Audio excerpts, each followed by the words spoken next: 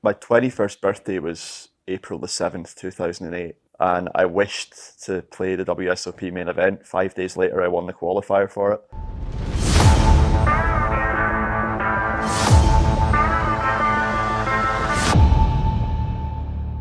The first time I qualified on 888, I won the first satellite I ever played on it because it was 5 days after my 21st birthday. So I knew that I couldn't legally play it until I was 21.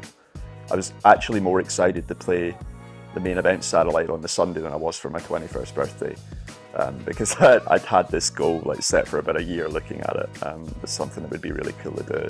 I brought my dad the first time I qualified, and neither of us had ever been here before. And I think we were just overwhelmed by how much of a movie set it looked like. There's a certain ridiculousness about Vegas that you don't get anywhere else in the world, but it's hands-on, full-on extravagant at all times, and it definitely is one of the weirdest cities in the world to come to in a really good way. The cool thing as a first-time qualifier for the main event is when you walk into the main room where it's being held. This year it's in a different room, but the first year I went, it was held in the Amazon room in the Rio. And you walk in and you just see all of these posters of all the famous faces that you recognise that have won the main event over the last 30, 40 years.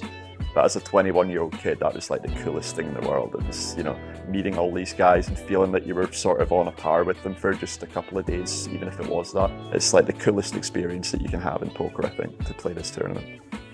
I guess 21-year-old me would be really proud of 35-year-old me for still sitting here and being ready to play the main again. But it goes both ways because if I look back, if I could give my younger self advice, it would be just stick it out, just keep going. You're going to get your breakthrough eventually. But there were lots of moments of doubt and lots of moments of being very close to giving up.